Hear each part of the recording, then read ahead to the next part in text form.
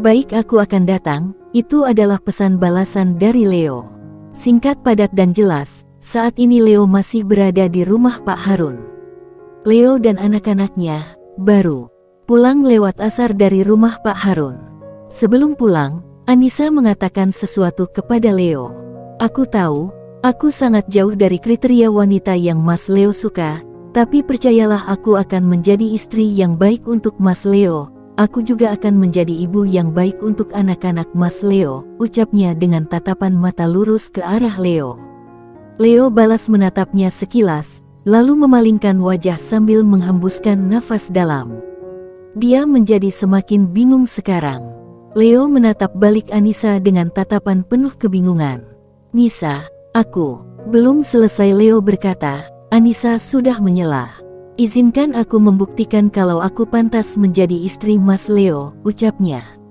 Tentu saja Leo terkejut mendengar perkataan dari Anissa. Bukan Anissa yang harus membuktikan diri, pantas atau tidak dengan dirinya. Tetapi, dirinyalah yang harus membuktikan diri pantas dengan Anissa atau Tits.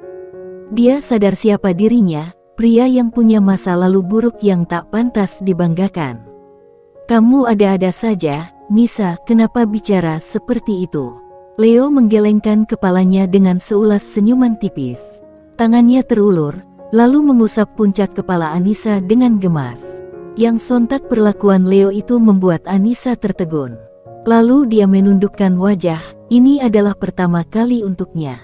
Dia gadis yang belum pernah disentuh oleh lelaki manapun, tidak pernah dekat dengan lelaki manapun. Dalam artian dekat sebagai pacar, kalau sebagai teman tentu saja ada. Teman seadanya, tanpa ada keakraban berlebihan, apalagi sampai sentuh-menyentuh.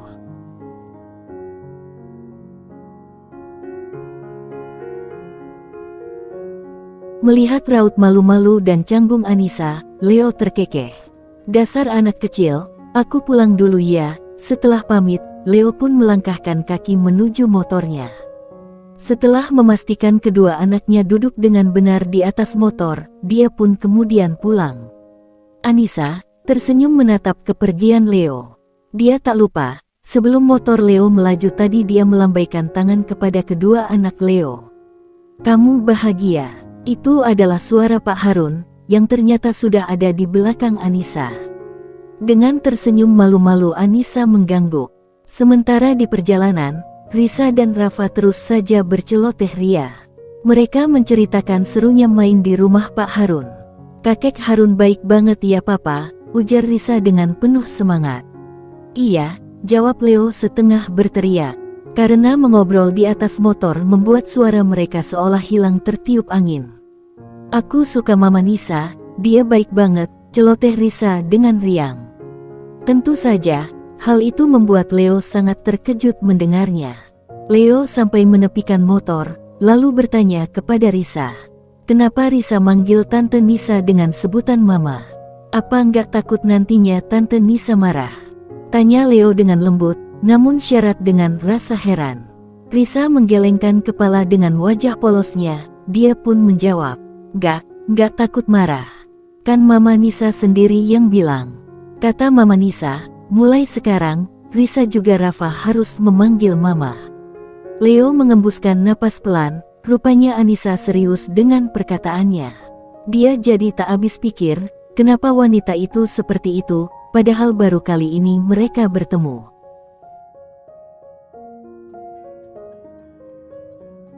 "Risa nggak keberatan kok kalau Mama Nisa jadi mamanya Risa dan adik Rafa," ucapan Risa tentu saja membuat Leo sangat terkejut.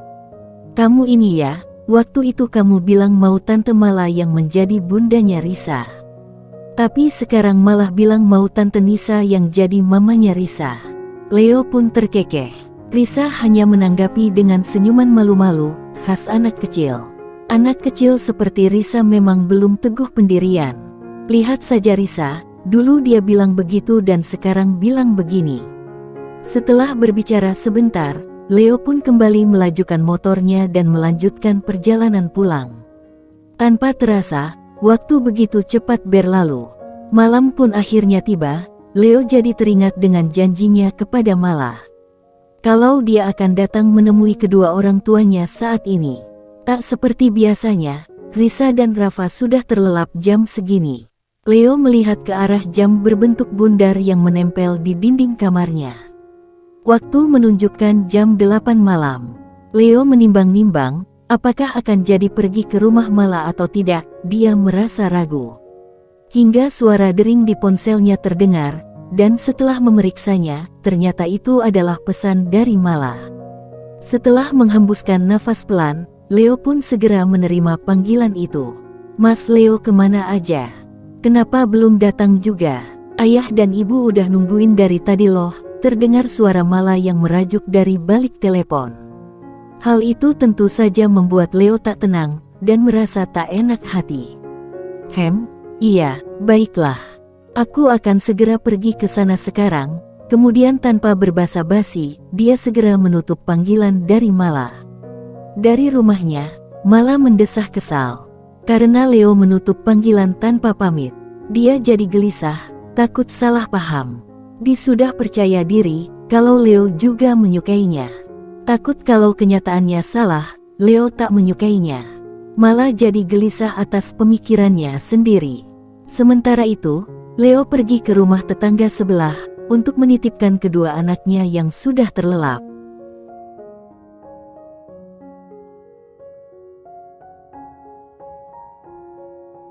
"Sebentar saja kok Bu, ini saya mau ke rumah Pak Santoso sebentar," ujar Leo meminta tolong kepada tetangganya itu. "Iya, boleh. Sekalian ibu mau ikut nonton sinetron.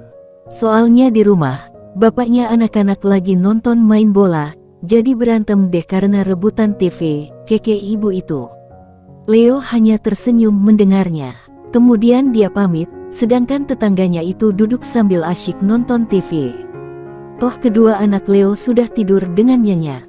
Dengan naik motor, Leo menuju ke rumah Pak Santoso yang tidak terlalu jauh dari rumahnya. Hatinya berdebar keras dan jantungnya berdegup kencang. Seperti seorang narapidana yang akan disidang saja. "Bismillah, Leo berdoa saat sudah berada di depan rumah Pak Santoso. Pintu gerbang dibuka oleh satpam.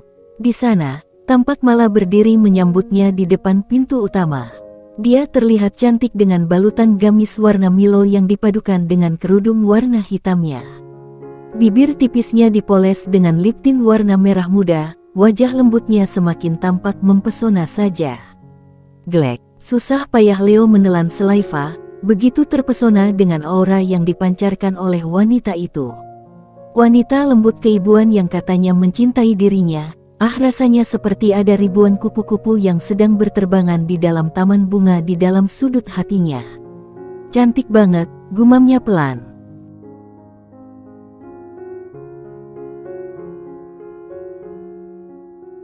Lalu sekelebat, bayangan gadis cantik yang tentu saja kecantikannya jauh melebihi malah mengganggu pikirannya.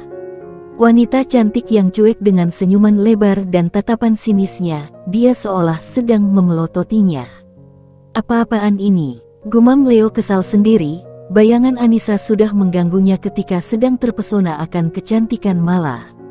Dia menggelengkan kepala, ingin menghempaskan jauh-jauh bayangan Anissa. "Mas Leo," sapa Mala dengan senyuman manis yang merekah, "sungguh cantik sekali." Leo menghampiri Mala, dengan berusaha bersikap santai, kemudian menyapa Mala, diiringi senyuman ramahnya. "Maaf telat," ujarnya sopan.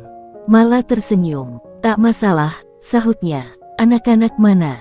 Kok nggak ikut?" tanyanya heran. "Mereka udah pada tidur, itulah sebabnya aku terlambat datang kemari." "Bingung juga mau ninggalin mereka," jawab Leo. Dia meminta maaf kepada kedua anaknya dalam hati. Karena menjadikan mereka sebagai alasan keterlambatannya, padahal dia memang merasa ragu untuk datang sebenarnya. "Oh begitu ya." Kemudian, Mala mempersilahkan Leo masuk. Pak Santoso dan istrinya sudah menunggu Leo di meja makan ternyata. Kalian makan saja, saya sudah makan di rumah tadi," ujar Leo, malu. Tapi, dia memang jujur sudah makan di rumah sebelum datang kemari. "Kami sengaja menunda makan malam kami, demi untuk menunggumu Leo," terdengar nada kesal dari suara Pak Santoso. Leo jadi tak enak hati mendengar nada kesal disertai raut dingin dari kedua orang tua malah. Every day, late at night, not okay. All I want, and I pray